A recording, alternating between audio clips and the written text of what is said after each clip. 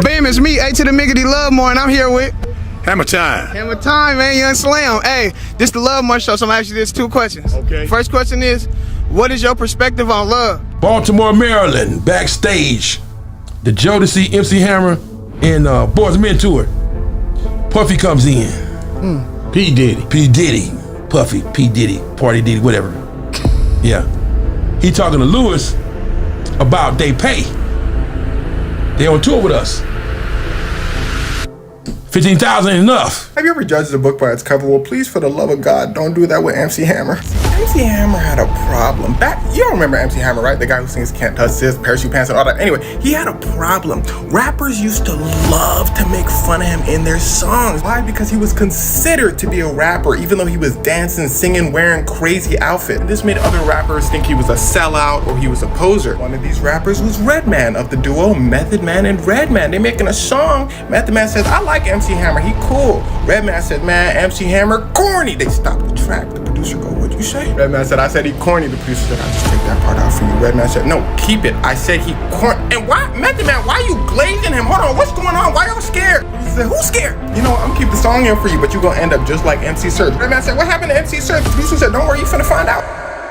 After 8 lawsuits and multiple allegations, everybody in the rap world is finally starting to see Sean Diddy Combs for who he really is. And MC Hammer is the latest rap OG to share his thoughts. You might know him as the guy with the epic parachute pants and those catchy beats your mom loves. But there's way more to him than just the pop vibes. MC Hammer wasn't just some pop star. He had serious street cred. Stories about Hammer putting out hits on rival rappers are legendary. For example, MC Search from Third Bass once got a death threat mid-flight from Hammer's bro over a diss track. How crazy is that? Redman says, man, MC Hammer corny. They stopped the track. The producer go, what'd you say? Redman said, I said he corny. The producer said, I'll just take that part out for you. Redman said, no, keep it. I said he corny. And why, Method Man, why you glazing him? Hold on, what's going on? Why y'all scared? The producer said, who's scared? You know what, I'm gonna keep the song in for you, but you gonna end up just like MC Serge. Redman said, what happened to MC Serge? The producer said, don't worry, you finna find out. Redman goes to a TV performance. He starts leaving. He sees MC Hammer. He go, he waiting for me? Redman go, man, MC Hammer goes, shh. You can just call me Hammer. Redman go, that's not how this works. I'm supposed to diss you in a song, and you're supposed to diss me in a song. You're not supposed to actually pull up. Hammer go, let's just say I'm a peculiar one. Don't talk about my family in your songs again. Listen to me. You're young. It's not worth it. Redman go, oh, yes, sir. Whoa, I just noticed the fellows surrounding you. You came with a lot of people. They're your friends? Hammer go, not quite. Redman go, regardless, you won't have to worry about me again.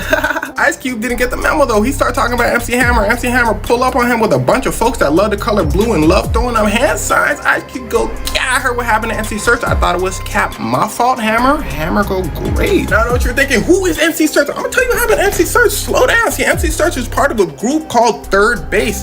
MC Hammer starts talking smack about them first, and then they come back at MC Hammer. This dude in the group named Pete starts talking about MC Hammer's mom in the song. They pull up to them and go, hey, y'all ready for that trip we got to California? They go, yeah. The manager go, great, because you know who else lives in California? The Hammer. They go, the Hammer? You mean MC Hammer? Man, we ain't scared of him. The manager go, great, because I just got a call from his brother saying the minute we step foot in California, we're all... They go, man, you can't worry about all that. They hop on the plane. They go, hey, what was you saying about the Hammer again? The manager go, oh, no, y'all was right. I was just a little too paranoid. They go, yeah. Maybe we should look into it though, just in case. So they call a rapper by the name of Prodigy, who was a part of Mobb Deep, because he tapped in. They go, hey, Prodigy, we was hearing it. He said, no, don't worry, I heard about it. Let me check my database just to double check. Yes, you guys are on the bounty list for the Crips at $50,000. They hang up. They go, Cap. They called another rapper to double check. He go, hey, y'all still alive? Oh, well, why y'all talk about the Hammer? Listen, don't even worry about it. It's not really like that. When you go over there, they're not really gonna they probably just gonna break your legs. He said, but now that I'm double checking, it seems like the bounty is only for one of you. Black dude already said, I know it ain't me. They said, how you know that? He said, I just know. They said, well, the bounty must be for Pete, because he's the one who said the thing about his mom. They said, nah, looks like it's for you, sir. He goes, why is it? They land in California, they hire a dude from the Crips to protect them. They say, you know what, we're gonna be safe. So they go to the mall, they chilling. They see a few dudes in blue masks pull up to them. They go, oh no. They go, public area, they're not finna do nothing. The dudes grab they go, okay, they finna do something. The Crip that they hired throws up his signs. The dudes who with the said, oh, they pull down their mask. They go, my fault. You know, you should have just told us he was with you, man. I was about to, can I have an autograph? They go, yeah. But it all comes to a head when they pull up to a radio station. The host goes, I heard Hammer been running y'all through the city. They go, well, that's not exactly true. The host said, hold on, I'm getting a phone call. Hello? This is the Hammer. They go, is that really MC Hammer? He goes, yes, this is the Hammer. The host goes, good evening, sir. Is there anything you would like to say to the gentleman? Hammer goes, no. But is there anything they would like to say to me? Everyone looks at Pete, because remember, he's the one who said the line. Pete, quiet as a mouse. So Serge goes, man, we ain't scared of. The phone hangs up. The radio station immediately gets another call. He says, hello, I'm calling in from the Crips. Y'all not leaving California and y'all are all. Security busts in, grabs them and shuttles them out to the van to get them to the airport as fast as possible. They start driving off. A car starts chasing them at high speed. A couple dudes poking out the car with pointed at the car. They start driving. They make it to the airport. They get out of California. They tell MC Hammer in an interview, yeah, the group third base is making crazy accusations about you. MC Hammer goes, I believe they identified that the call was from Hammer's brother, Louis Burrell. And I can't prove that or not prove that, but that's what it came down to. Whoever was on the phone said, hey, is third base still coming to LA? And she said yes. And the voice said, good, they're dead, and hung up the phone. So Carmen, being the sensible person, doesn't just be like, oh, whatever. Calls Russell and says, hey, I think we might have a problem with third base in Los Angeles. I think I just got a death threat. So Lior had a dude who worked with him from Los Angeles named Big D. And Big D was also the day-to-day security for Run DMC. So Lior calls Big D. And Big D says, well, the person we need to call is Eric B. Eric B will know. Eric B calls Russell and goes, yeah, it's true. There's a hit. Rolling 60 Crips, 30,000 members, $50,000, dead. So Russell says to Eric B, well, how do we stop this? And Eric says, nah, you should just let it happen, and hangs up the phone. Russell, in some way, shape, or form, gets in touch with Mike Conception. And Mike confirms what's going on. But Mike says that he can control it and that they shouldn't worry because the only thing that'll happen is they'll just break our legs. But we'll still be able to do TV. Do it. We from Oakland. He wouldn't even have to say it. They just, if somebody was making Hammer uncomfortable, without him saying I'm uncomfortable, somebody around him would have came to you and said, quit making Hammer uncomfortable. Right. It would have been like a no negotiable statement. Right. It started from a line they had on the Cactus album where they said the cactus turned Hammer's mother out, which was a reference to their album, The Cactus, and Turn This Mother Out. But he took it as it wasn't personal. Hammer took it as they're talking about my mother. Yeah, it wasn't about his mom. It was just clever wordplay, and hey man, at the probably around that time, I don't know when that happened, but Hammer used to people used to test them a little bit and just to see if he was dancing Hammer. And a few times in life, I've heard people tell stories they caught the wrath of MC Hammer ain't no punk. Redman. Yeah, Redman caught it from Hammer. MTV Cribs on the last episode they had where everybody out on, not MTV Cribs, sorry about that, I'm zoned. On the last Dr. Dre and Ed Lover on MTV, when they had the last episode. Yo MTV Raps. Yeah, Yo MTV Raps. When the last episode they shot, when they had everybody rapping on it, MC Hammer was there. How serious was that beef? I heard third base had some problems. Oh man, come on, man. Okay. Come on, Chuck. Hey, no, what I mean by that is, man, it's just ironic. I know where you was going. It's ironic that even today, 20-something years later, the Surge Cat, he want his claim to fame to be, I'm telling you, Hammer was gonna have me, put in the dirt somewhere. That's ridiculous. I mean, it's ridiculous that you want that to be your claim to fame. But when you only sold about 300,000 records, you got to grab something. You know what I'm saying? So the only conversation that man could ever have with me is to say, man, you know you was going to do something to me one time. But other than that, you can't even speak to me because 300,000 records, you know, even now, you still ain't with Wood today. You undergo, so the only thing I can say is Wood.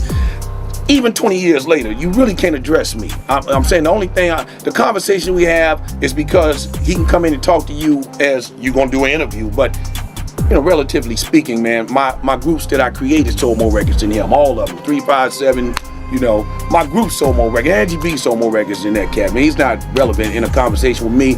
And it's the only time that I addressed it. And really the only time I'm going to address it. It was ridiculous. I didn't know who that dude was. You put your foot in your mouth, said a couple things. You let the smooth taste fool you. You thought the Running Man was more than a dance, whatever it was. And I addressed it the way I always address it with any and everybody. After 8 lawsuits and numerous allegations, the rap world is finally seeing Sean Diddy Combs for who he truly is. MC Hammer, a legendary rap OG, has now shared his thoughts on the matter. Beyond his iconic parachute pants and infectious beats, MC Hammer has a reputation for his tough street credibility. Notably, he's been associated with intimidating rival rappers, including an infamous incident where MC Serch from Third Bass received a death threat from Hammer's brother during a flight, following a diss track. This revelation highlights the intense rivalries of the rap world. The ticket the next day, and we flew out to LA, and we were met at the airport with Hoes with Attitude. Remember Hoes with Attitude? They was there, and he was like, whatever you want. I mean, he was just very accommodating, and it was cool. We met with them, they liked us, and then we heard that there was another group, and they were from St. Louis, and that was Bone Thugs and Harmony. And it was like, we did it back then. I'm real old school. We had things called demo deals, and the demo deals were 3 months. They gave you a 3 months to be on the demo deal, and after the 3 months, once 3 months was up, they had 1 day to either decide to keep you or let you go. And I was told that because at the time, Suge Knight was interested in us. We had a lot of people that were interested in the group. And at the time, our production company, Whole Nine, they had just signed a contract with MC Hammer. And so they were like, well, Hammer wants to see you guys as well.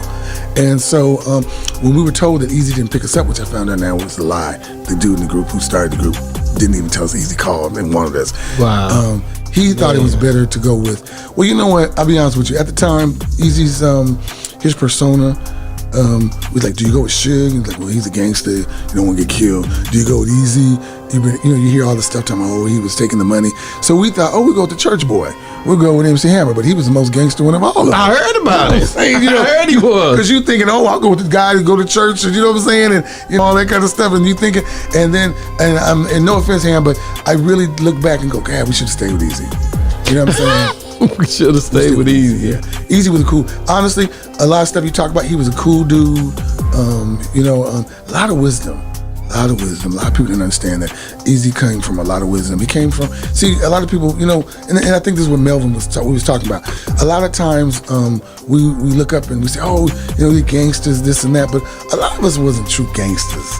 You know what I'm saying? We hung around people that were gangsters. Because I'm going to be honest with you, a true gangster like Melvin and them, they don't want to be on the media. They don't want to be on television. No. They don't want to do their dirt in front of everybody. They don't want to brag that they killed people and that they sold this. He wasn't even supposed to be on the panel that day. I know you seen the big blowout in here. Yes. It went viral. It was all over World Star, and it was on Vlad and all Cam Capone and all the Southern Dallas Global. Everybody. Well, I'll be honest with you, but the true gangsters, true.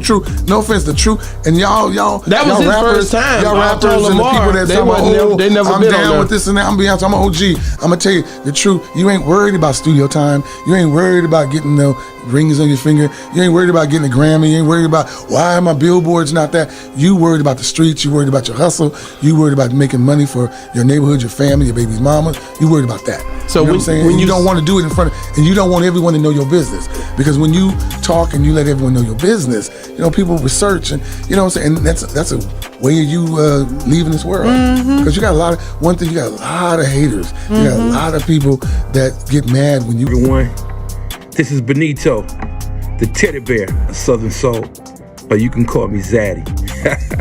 Check this out. We got another episode of the Untold MC Hammer Tour Stories.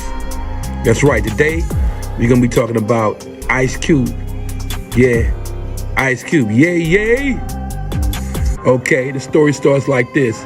We were in Hollywood for about a month, I believe it was, staying at the Universal Sheraton over there for Lancashire. And we was in the room and everything, chilling with Hammer, and we got a phone call. And Hammer's on the phone, he's like talking to him, they're like, yo, stall him out, stall him out, stall him out, stall him out. So we didn't know what was going on. Hammer like, hey, get everybody together, let's roll right now, we got to roll. So everybody jumped up, ran downstairs, got in the cars and whatever, we rolled out, back over to Hollywood. We pull up at Roscoe's Chicken and Waffle, right there off of Vine in North Hollywood, right? Off of Hollywood. I think it was on Vine Street. Yeah, close to that. So we get out, and I asked one of the bodyguards, like, what's going on? What's going on? He said, yo, we finna holler at Q. I said, Q? Ice Cube? They like, yeah. So maybe about two minutes later, our person who told us he was in there, he came out like he'd come. And Hammer and we was all standing out there, and Q came outside with bags in hand of food. So he stepped out, he looked around like, what? He looked crazy, like he was scared. Dude was scared. He like, man, what's going on? So Hammer stepped out like, what's up, Q? He said, hey, what's up, Hammer? What's going on? He said, yeah, I come to holler at you, player, about the video you did, but about tying me up and everything and duct tape me and throw me in the trunk and drive me around or whatever. Man, that ain't cool. Q was like, Hammer, man, hey man, it's just a video, bro. I mean, I don't really mean it like that, man. Hammer like, yo, man, that ain't cool, bro. He said, look here, I'm out here trying to break barriers and do things for us as brothers, man, trying to make it better for us out here in this music game. And you up here dissing me, talking about throw him in the trunk or whatever. He said, man, I'm telling you, I ain't going for it, bro. He said, don't let it happen again. He said, no, sir, it would not happen again. I know y'all saw the YouTube with Redman talking about Hammer don't play. I don't know why people thought Hammer was soft or whatever. Hammer, I saw it myself several times. Hammer was never a punk. East Oakland didn't play. Oaktown, now I know about all the gangsters in LA because all my cousins was Crips. And they still are. Some of them still are to this day. So I'm knowing the difference in the Bay Area, how the Ye get down and how LA get down. They totally different. But Hammer didn't play, man. And he checked Q. And this the crazy part at the end. We got to walk over him and say, all right, man, I'm gone. But, hey, don't let it happen again, right? Q said, no, sir, it will not happen again, Hammer, thank you. So he's walking off when the bodyguard started laughing. And I asked him, what are you laughing at, man? He said, look at Q's pants, look at his pants. Q had some shorts on. Q had peed on himself. It wasn't no water. Dude, that's scared, man. He had peed on himself. So, just to let you know, man, Hammer ain't never been no punk. He was always about his business. And we always, whoever got out of line, Hammer stepped to him and let him know how he felt about it. Believe that. You hear me? That's another one of them crazy MC Hammer stories, man. All right, from yours truly, Benito. I am the teddy bear of Southern Soul. We had Hammer. Hammer was doing his thing. Hammer was bigger than all of us.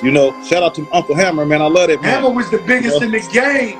In the game, my dude. In the biggest down barriers. In the game. In the game. It was Hammer time. Yeah. One time I bumped into Hammer. I only kicked it with him like one time. I bumped into him in the airport in Vegas. And I seen him and he was like, yo, Joe, what's up, man? He said, yo, sit down, let's talk. I'm waiting for the plane. And he was like, yo, I'm not, Hammer, I get it popping for real. I was like, yo, Hammer, why are you telling? He said, nah, because I do the dance and all that. They don't think that. He said, yo, Joe, I let it go. Like, it's Hammer time. I couldn't believe MC Hammer was talking like that. Yeah, because, you got to realize, he's from Oakland for one. He's from the town. You know what I'm saying? He highly respected and connected. You know what I mean? All the fixtures and factors know him. He know them. He rock with it heavy. You know what I'm saying? His brother gangster, Louis Barrett. You feel me? He a gangster. You know what I'm saying? He's an intelligent gangster. You feel me? That's so, what I'm trying to tell you. Like Hammer, sometimes, it's entertainment. So he tried to let me know. We sat down. He was like, yo, don't get it. Yeah. I'm a real gangster from Oakland. I was like, yo, Hammer, you ain't got to do this to me. Nah, like, he's far from a sucker. Yeah, that's what I'm saying. And Hammer physically fit. I think Hammer put hands on for him. He about 4 or 5 years older than me, probably more. Hammer physically fit, bro. He might put blenders on him up. Never know. MC Hammer was more than just baggy pants and catchy music. In a revealing interview, Lubin Lamar exposed Hammer's tough side, claiming he was even more gangster than Suge Knight. Hammer's reputation was so feared that Redman had to flee Oakland after dissing him. It is too. I gotta say this about this one. I remember we was in Baltimore, Maryland, backstage. The Jodeci, MC Hammer, and Boys Men tour. Puffy comes in. P. Diddy. P. Diddy. Puffy, P. Diddy, Party Diddy, whatever. Yeah. He talking to Lewis about they pay. They on tour with us. 15,000 ain't enough. We need some more money. My boy's blowing up. Lewis said, the reason why they're blowing up because they on tour with me, with my brother. He put them in places they never could have been by themselves. Your label ain't pushing them there. Y'all independent anyway. Y'all Uptown Records. You sign the MCA, it's a mother company, but ain't nobody doing like that. Well, if we can't get no more money, we gonna pull them on. He said, hell, pull them off, I'll replace them tomorrow. So who the hell you think you talking to, young boy? You would go back to New York and talk to Andre Rail, man. Why you out there trying to negotiate for him? Tell Andre to come holler at me. You talking to I don't need to be talking to you about nothing. So he charged Puff Daddy up that day. He told Puffy, you don't get up out of here, we'll whoop your Wow. Puffy was mad. And then Devontae was like, hey man, chill out, bro. We like this tour. Let us finish it out, man. Don't mess it up. Come on, Puff, man. Daddy, y'all need more money. For you. They're making all this money off y'all ain't paying your money. 15,000 is enough. Y'all should be getting 20, 25. Boys and Men getting 20. And then Lou's like, how the hell you know how much money I'm getting towards men? You know what we paying them. We got to deal with Mike. You know what I'm saying? Our deal is our deal. It's confidential. You don't know what we're getting paying them. Wow. They just using y'all. We put you on our tour. We didn't need y'all. You know how people want to be on tour with us? You know, that they talk about the Illuminati when it come down to black money for some reason. They say P. Diddy, you know, like Biggie was a sacrifice. Everybody got to kiss the ring. I mean, you look in order for his success to blossom. What do you think when you hear people saying things like that? Hey, if you walk like a duck, quack like a duck, useless duck, ain't it? We look aside from Biggie to Suge Knight. Okay. When Suge's artist died, when the plot came to kill Suge and Pac ended up dying, Suge didn't go all the way up, he went all the way down. His life went in shambles because he wouldn't cooperate with white America. But now Biggie died and Puffy go all the way up. Wow. So you got to sacrifice something. Like I told you before, I was there the day that Biggie died. When they first drove up, Captain Shaheed Muhammad approached Puffy. Hey Puff, if you need us, let us know. Finds out that this dude, Greg Keaton, was one of the police that approached Shaheed and told him, hey man, we got this. This is our detail. So Greg Keaton was there that day with Reggie Wright. They were there on task. And now Biggie come up. So now they put it on, well, Poochie did it. But the first, it was Amir Muhammad, huh? Peanut, smooth shave with a... Poochie done had a beard ever since. He looked like a little bulldog. Ain't nothing about, but it was convenient to blame Poochie after he dead. The same way with Orlando, or Baby Lane. All of this time, him supposed to have been killing Pac, or associated with killing Pac, he was never arrested. We arrived to the Peterson Museum. They were playing Hypnotize 1,000 different times. Puff was running back and forth. You had Keefy D come up to the, Keefy D, one of the Compton Crips, he came up there. I introduced him to Big. The fire extinguisher was going up because there was a lot of smoke and everything. We was up in the Peterson Museum and there was luxury cars in there. So the fire marshals came and shut it down. Before they shut it down, when they told us we shut down, I ran down, got the cars, put the cars right there in front of the doors so we could leave. We were about to go to Steve Stout's house because he was giving a party up in the hills. I called one of my friends, Chaz from Black Hands.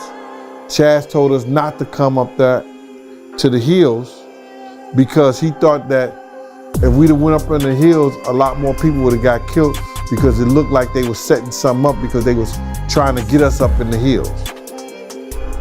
right?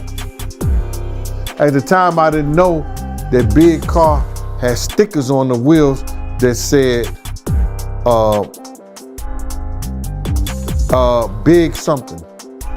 All his wheels had stickers on them that was different from ours, and they were the same vehicles.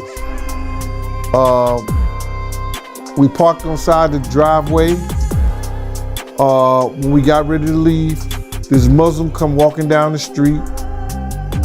I ended up showing him my weapon. He walked back up the street. After I showed him my weapon, he walked back up the street. Asked everybody, was they ready to go? They said yes. I hopped on top of the side of the car. Hopping on the side of the car, I said, Puff said, yo, Gene, get in the car. And I was like, yo, I want to ride on the side of the car, man, make sure everybody's all right. You know, because I felt that we didn't have enough security. You know, we went in there with 23 people and 11 of us left together.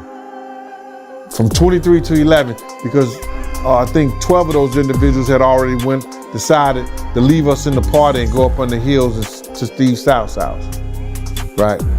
So now, me and Puff get into an argument because he's telling me to get in the car or I'll never work for Bad Boy again.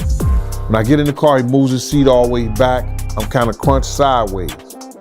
So then I tell our driver, Kenny, yo, Kenny, run the next 3 lights.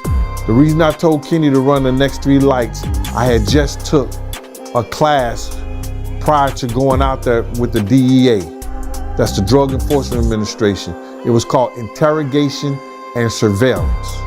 And in that class, they told us, yo, if you want to find out if there's somebody following you, run 3 lights or take 3 rights. You understand? So it just came naturally that when I got in the car, I'm upset that the fact me and Puff just got in it, he got his seat back. I told our driver, yo, Kenny, run the next 3 lights.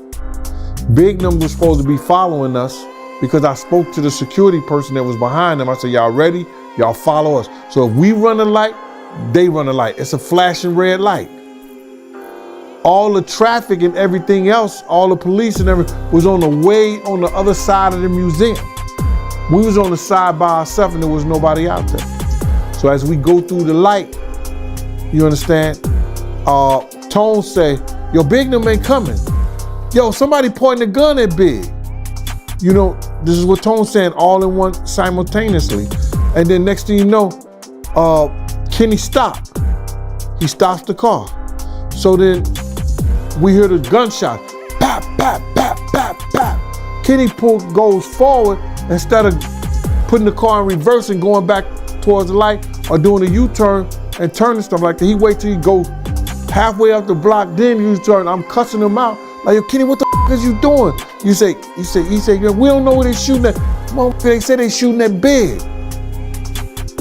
Do the U-turn, come back, parks right in front of the car. Puff jumps out the vehicle and go around to Big's car. I jump out and go behind Puff. You know what I'm saying? Lil C's and everybody in them had ran down the block. You see them coming back, D-Rock holding his head, talking about they shot his man. Oh, they got my man. Don't understand why the driver put the car in park and he jumped out and he ran also. You know what I'm saying? Tone calls me and say, yo, Big Gene. Tone say, yo, Big Gene, let's go. He say, Gene, come on, let's go. Me and Tone gets in the car.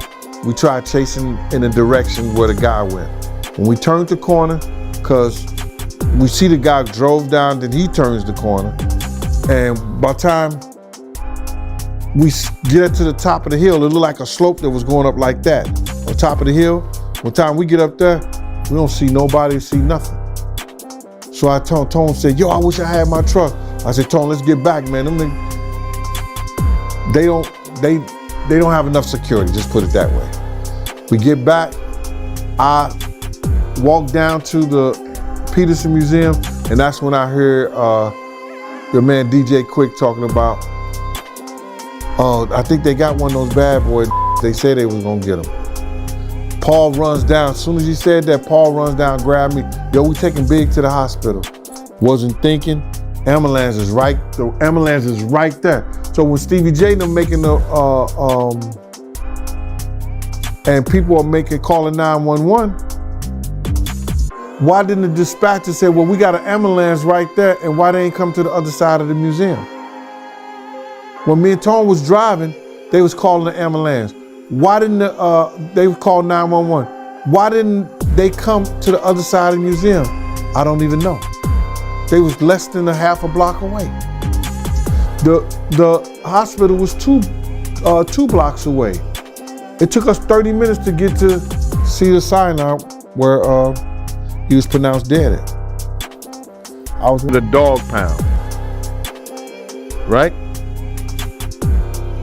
The dudes that were at death row, right?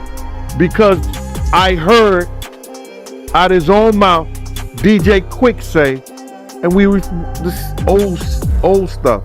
DJ Quick said, yo, I heard they got them bad boy. They said they was gonna get them. All right? Me and Puff had a beef with some Nation of Islam cats that were at Soul Train, and Mustafa, Farrakhan's son, stopped that. All right? And the dudes who were paid to get at Puff, those cop dudes who was paid to get at Puff, but they end up taking Big out. So those Nation of Islam guys, the Dog Pound, the Bloods, and those cops. Did you inform Puffy about the 4 people? Bruh, I ain't no Monday night quarterback on, you know what I'm saying, and the game was Sunday. Before we left Andre Harrell's house, you understand? I told Puff, if we leave, yo Puff, somebody gonna come to this place and try to kill us tonight. Gene, I don't wanna hear that shit. If you don't wanna go, you ain't gotta go. Went out, told Big the same thing. Yo, Big, somebody gonna try to kill us tonight. I said this 1,000 times. Little C said, go ahead on with that cop shit, Gene. You think you know everything. So I told all the parties before we left. Even security. So Puffy, he just didn't take it serious. Evidently not. But he's getting a icon award. I want to say this, man, like, I've seen a lot of weird stuff in this industry. And I've seen some things that you would be like, yo, Gene, nah, I don't believe that. I've heard some things, and you'll be saying, and it actually came true. And when I say I wasn't the only one that heard it, and I wasn't the only one who saw it, but I'm the only one that's talking about it. Puff is in the situation he's in right now because he had what we call a self-fulfilling prophecy. And that self-fulfilling prophecy was to be the greatest on his label, which he was. And which he said, no one could be bigger than me on Bad Boy label. When he said, and for the sake of the internet, I'm not going to use profanity. I don't give. MC Hammer and Diddy had a tense showdown, fueling rumors of a grudge. Hammer's boycott of Diddy's parties may be linked to Diddy's alleged role in Tupac and Biggie's deaths, Hammer's close friends.